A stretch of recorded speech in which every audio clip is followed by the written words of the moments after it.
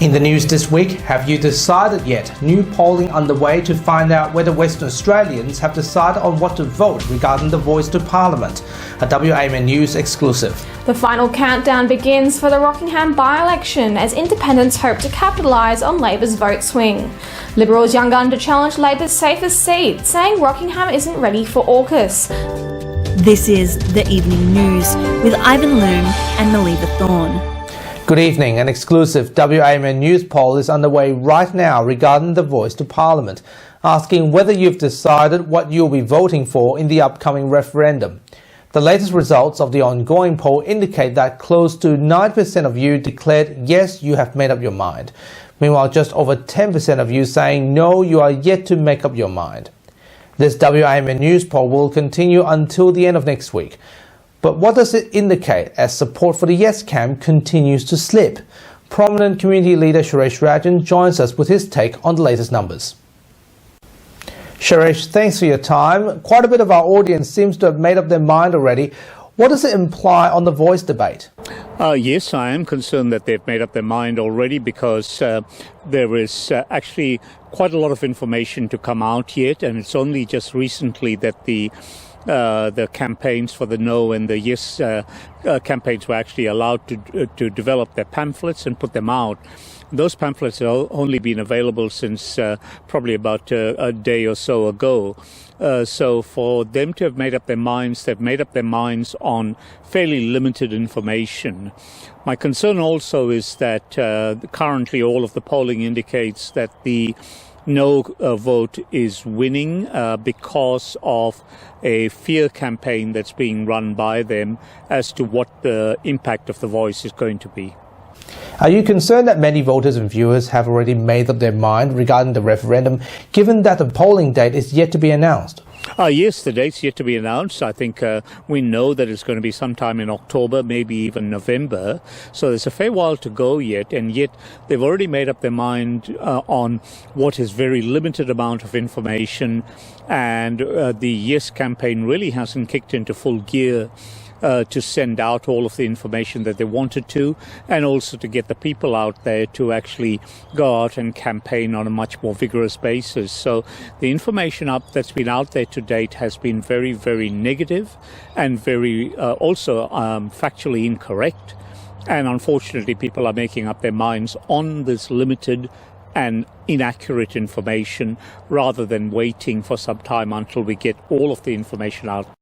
So what are the next steps for the Yes campaign? Do you believe both sides still have the power to change people's minds? I think that there is still quite a great deal of opportunity for minds to be changed. I think it's got to be a very, very simple campaign. It's got to be run by people who are Indigenous and First Nations people.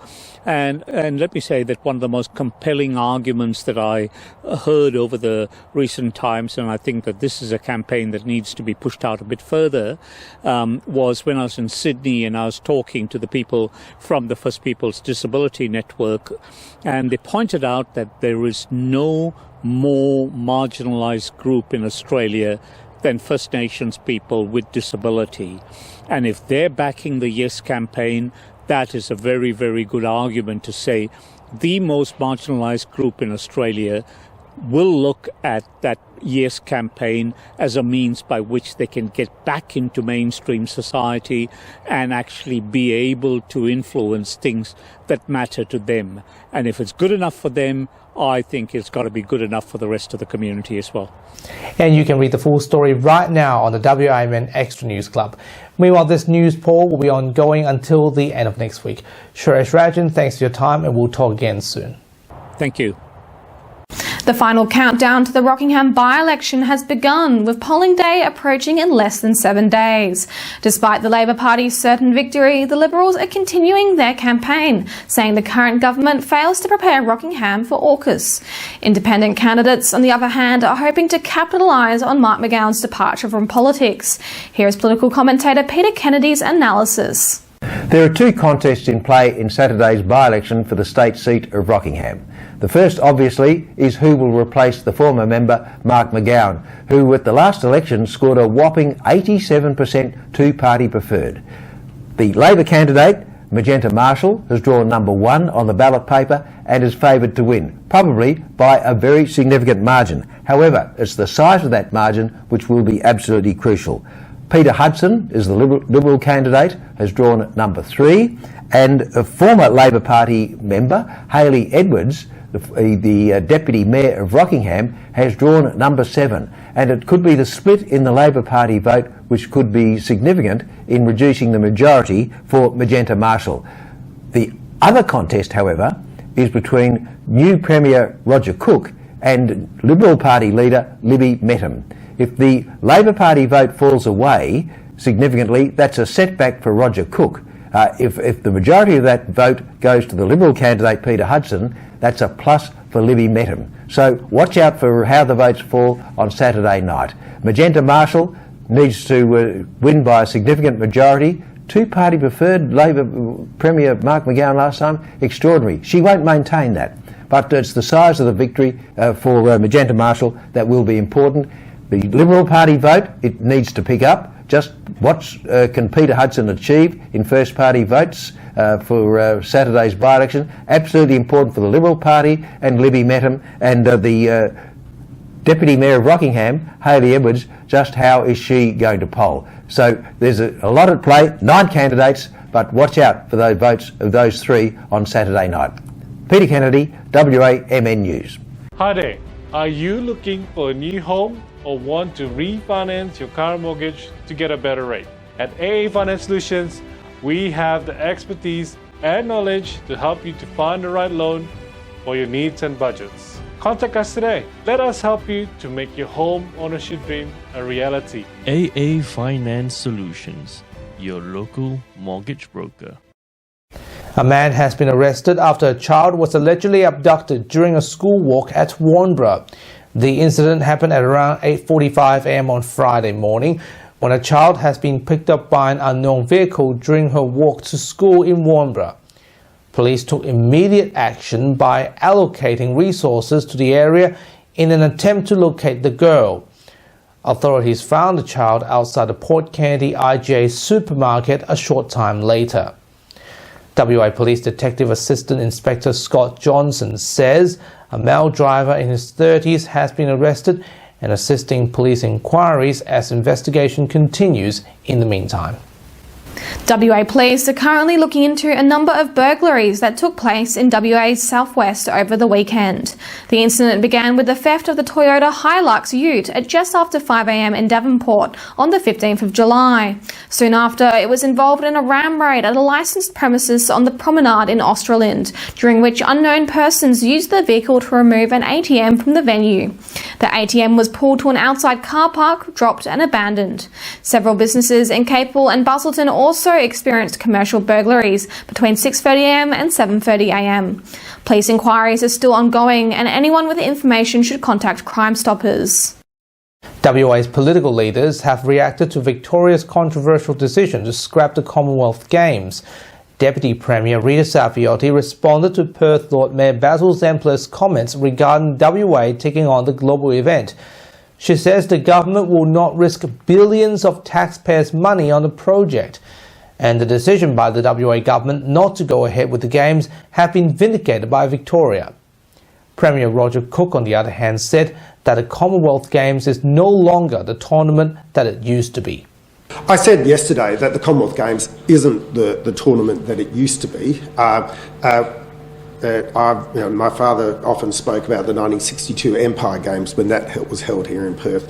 It's a shadow of its former self. Obviously, it has a role to play as part of the Commonwealth family of sports, but it is particularly expensive. It's a 12-day festival of sport, and as the Deputy Premier and I have been keen to point out, we have a sustained program of major sporting events coming to Western Australia. The need for better nurse-to-patient ratios across Western Australia is finally finally being addressed for a pilot program at the Perth Children's Hospital Emergency Department. However, the roadmap for expansion must be laid out in order to meet the state government's 2-year timeline for statewide ratios. According to the ANF, nurses from the emergency department at PCH believe that staffing targets were being met prior to the pilot's launch date. The Union State Secretary Janet Ray said that a Freedom of Information request lodged by the ANF last month was denied by the Department of Health. Ms Ray is calling for the state government to put out a clear timeline for statewide ratio rollout within the 2-year period, as announced by the Health Minister. She fears that the longer the report's release date is delayed, the more lives are put at risk. And now here's Leo Puglisi with what's coming up on 6 News tonight.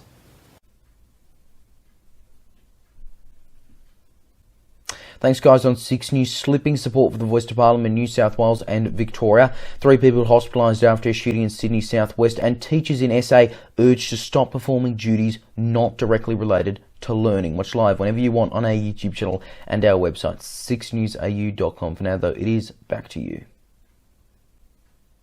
Thanks, Leo. The Rockingham by-election will be approaching next weekend, and the WAN News team will be out in force bringing you the latest. It's going to be a very long week. I'm certainly looking forward to it. What about you, Grace? Likewise. Thanks, Ivan and Melly. Welcome to Western Perspective. I'm Grace Harrington. The final countdown is on for the Rockingham by-election, as polling day is less than 7 days away. This week, Liberals candidate Peter Hudson is firing political shots at the Cook government for their lack of long infrastructure planning for AUKUS in Rockingham. Despite standing in the Labor Party's safest seat in the country, the young challenger is confident that he has what it takes to lead his community, while other independent candidates hope to capitalise on the vote swings against the Labor Party. I joined Mr Hudson this week at his old stomping ground, the Mangles Bay Fishing Club. Peter Hudson, thank you so much for coming to talk to us here, and we've just heard you speak on the lack of planning that's been done for the AUKUS deal here in Rockingham. You spoke specifically on the need for more infrastructure and housing to the Rockingham community. What is currently being done to work towards that? Well, it's no secret that AUKUS is the once-in-a-generation opportunity of a lifetime, a real great alliance between our friends in the Americans and English and Australia. And that's right, the Rockingham area has been absolutely neglected for infrastructure, particularly on this issue, by the state government. There has been significant engagement from the federal government, both coalition and Labor governments, in the AUKUS deal. However, the state government's been dragging its heels on the infrastructure. What that looks like on the ground here in Rockingham is a lack of planning into the road infrastructure and a lack of planning into housing. There's already a housing crisis here in Rockingham, with over 200 people sleeping rough in my electorate, and yet there's no plan on how we're going to address the issues of locals and local concerns of cost of living, housing, but there's also no plan on how we're going to house 2,000 American sailors and their families once that the Fleet-Based West rotational force has been established in 2027. And what has inspired you to go down the candidacy trail? Goes back to family values, but ultimately it's the core value of statesmanship, and that to define that, it's doing what is right for your community, whether it be locally, at the state level, or even your country, about doing what is right, not necessarily what is popular, not necessarily what is pressured, and not necessarily what goes on the party line. And that's why I got into politics, is because I see statesmanship is lacking, particularly from the state government, and that's why I'd like to bring the value of statesmanship back into our community. As a young person, getting into politics, how across, I suppose, politics do you think young people are, generally speaking? Do you think that our generation is, I suppose, a little bit ignorant towards their local politics? Ignorant isn't the word I would use. I would say that the youth, by and large, feel disengaged. And I think they feel disengaged because they're not being listened to. And the reason that I see that in Rockingham, why the youth is disengaged, is because of the lack of progress. They don't feel like they're being listened to. We had the same local member for the past 26 years, but almost no action on youth issues or youth projects in our area. It's no wonder that people in Rockingham feel disengaged from politics, when no one, including their local representatives, are listening to them. With Rockingham mostly being a Labor seat, how do you feel about the upcoming election? I'm feeling good. No, the traction on the ground has been outstanding. The fact is that WA Labor can no longer hide behind Mark McGowan. It's no secret that Mark is still a bit of a star in Rockingham, and that's not something that I would deny. However, the candidate that they've had to replace Mark McGowan has been lacklustre. The Labor campaign has been definitely lacklustre, and people recognise me from the last year's federal campaign. I've been working with the community ever since then on building out the Liberal brand right here in Rockingham, and that's definitely showing a large groundswell of support and a broad cross-section of the community. Lots of people telling me that are traditional Labor voters. I've always voted Labor, and they're coming up and telling me, no, I'm going to give you a try. We're going to vote Liberal this time. And how does that make you feel, knowing that people are changing their vote for someone like you? It's inspiring. For me to get out of bed every morning and hear that people are going to support me because they believe in my vision and what I can do for our community, the word is inspiring, and that is exactly what fuels me to get up and have the fire in my belly every day. So, with less than 1 week to the election, how confident exactly do you feel? I'm confident that this is going to be close. It's going to be a lot closer than everyone thinks, and I think that ultimately, as long as I'm out there every day talking to locals and listening to the issues that are affecting them, the right result will come out. That was Peter Hudson. You can read more of our weekly premium stories now on WAMN Extra News Club, supporting independent local news and keeping democracy strong. And that's Western Perspective for this week. Until next Sunday evening, it's back to you, Ivan and Melly. Thanks, Grace. And that's our weekly news and current affairs. We have the latest news on our website, wamnnews.com.au. Don't forget to subscribe to the WAMN Extra News Club so we can continue our work in the community. Full details on wamnnews.com.au/news/extra. From Melly, Grace, Peter and myself, wish you good health, good night. See you next Sunday. Thanks for watching.